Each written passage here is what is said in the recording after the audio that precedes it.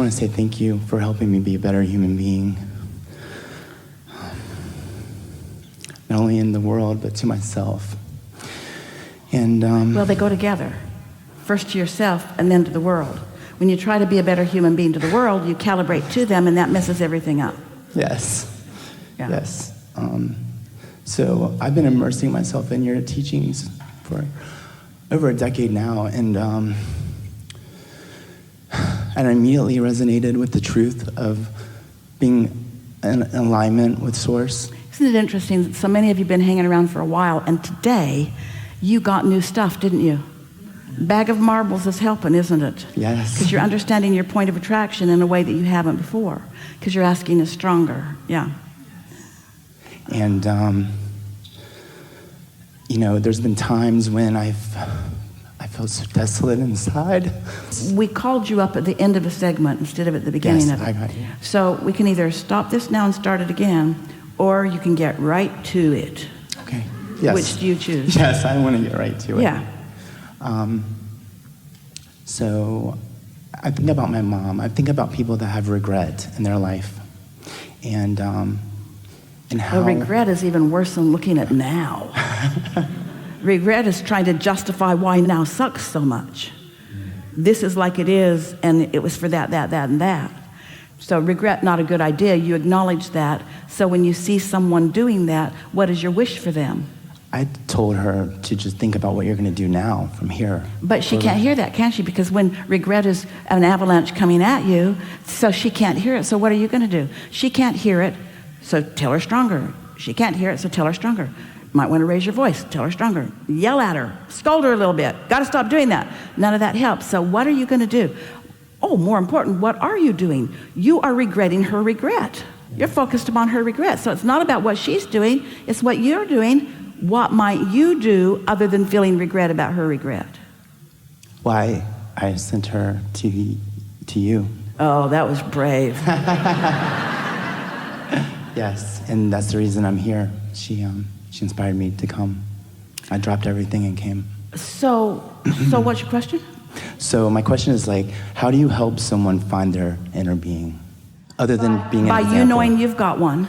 Okay. And by you calibrating to your inner being, and by you letting everyone you know that nothing is more important, not even them. Nothing is more important to you, not even them. Nothing is more important to you, not even them, than you calibrating with your inner being.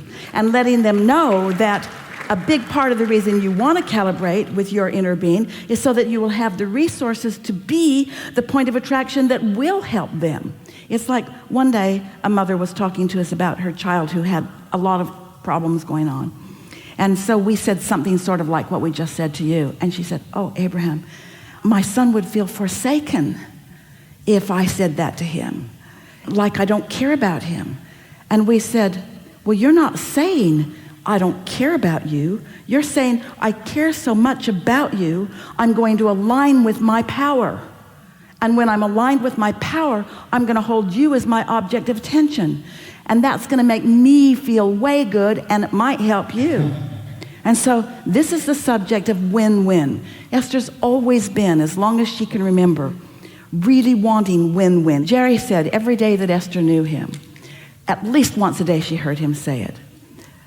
Today, no matter who I interact with, I will either leave them where they are or I will uplift them.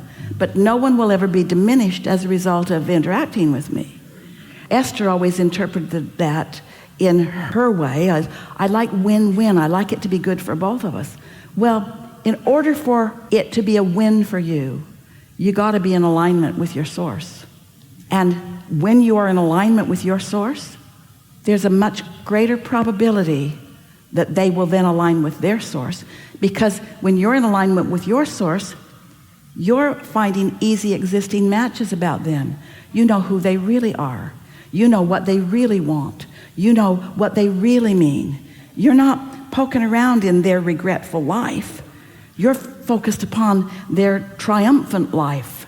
They may not join you in that moment. They might have so much going on that they can't. But if you haven't collected your win first, and that's got to be enough. It has to be enough. It has to be enough for you to say and mean it to yourself, I love you so much that I'm going to train myself to focus upon the aspects of you that hook me up with source energy.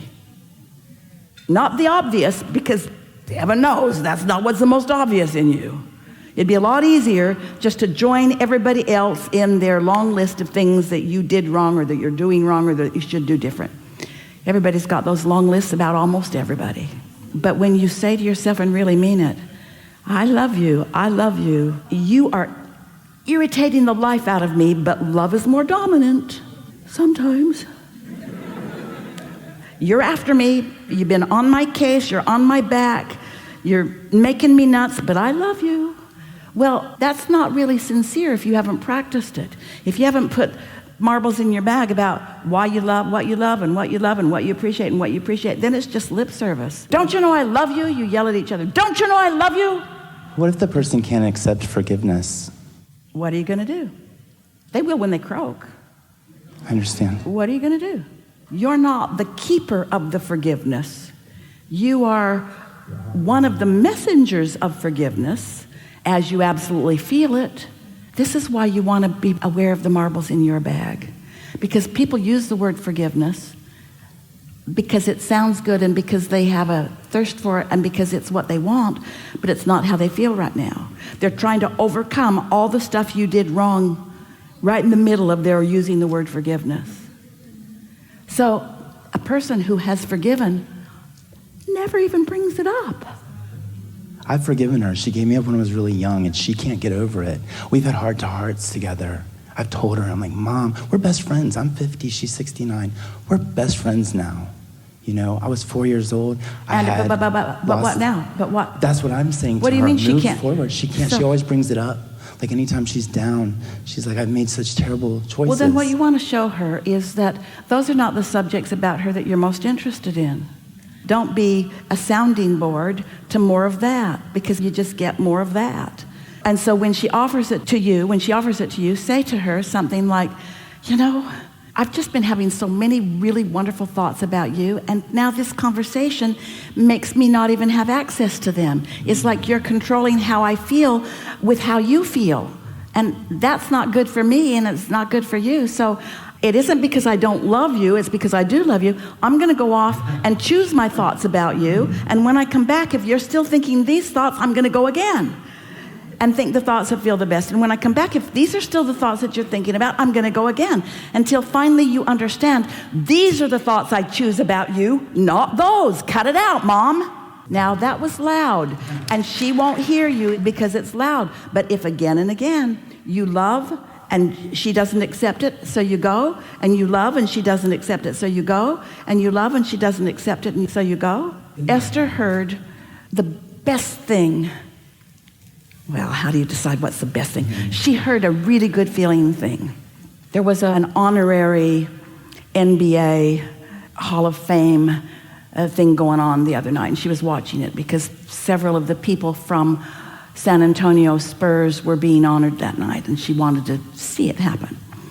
There were 12 of them being honored, and she just enjoyed this and this and this and this and this and this and this and this and this. And the very last person was a person from another team. It's Dwayne Wade. And he spoke last and slowly, and Esther was really enjoying his words. And then he said, I would like my family members who are here to stand up, starting with Mom. And so Mom stood up, and he said, thank you for knowing when it was the best time for you to let Dad kind of guide me, which Esther took to mean they were probably not together, and she let him go with Dad to explore this career that he had found. Esther surmised that. And then he said, and thank you, Mom, for not making my life about you. That's beautiful. And Esther thought, oh, there it is. Because we want to make everything about us. And that's what gets all tangled up like that. But when you're not doing that, when you're allowing somebody to make their life about their alignment, about, well, you all heard it. We're over time. This is a really good time for a segment of refreshment. Thank you. co-creating at its best, really. We see you have dragged your physical bodies here. We have not. We use yours. Your inner beings are here too. Do you know that? Many more people than it seems being represented here. There are even non-physical energies here that don't have anything to do with any of you. They're just nosy about what's going on here, because this is known as a leading edge experience. And you are the biggest reason for that, because you've been living your life experiences, and every day something new turns up, doesn't it? Something that you did not see coming. And you have an emotional response to it, which is your indicator that you're seeing it through your perspective. And if that emotional indicator is one of exhilaration, passion, and love, then you're seeing it through the same perspective that your inner being is. You're on the same vibrational wavelength, so to speak. But if when something occurs in your experience and it hits you hard and you feel bad, that's an indicator that your perspective of it is different from the perspective of your inner being. And that's what guidance really is to help you to realize, if you're wanting to do what you intended to do, which is to utilize that non-physical perspective and play it against your own in order to find your place, that place of knowledge and stability, that place of intention, that place of balance. In other words, when you get really mad at yourself, when you feel shame or blame toward yourself, especially, but toward anyone, but especially toward yourself, you offer such a different frequency than that of your inner being, who adores you and who understands you and who respects you and who loves you. And when you get crossways of that, you don't feel good. Sometimes, in fact, every now and again, in fact, every darn time that happens, you look for reasons to justify your feeling. What's up with that? It's a human thing you do, but you really want to get over it, because when you defend how you feel, when how you feel is bad, you just dig in and stay there longer, because the law of attraction will say, law of attraction doesn't talk to you. It's not like that. But the law of attraction gives you more of wherever you are, because that's what the law of attraction does. It's the law of giving you response to your vibrational offering. And your vibrational offering is always about what you're focused upon in any moment. So we're eager to visit with you here today about whatever matters to you.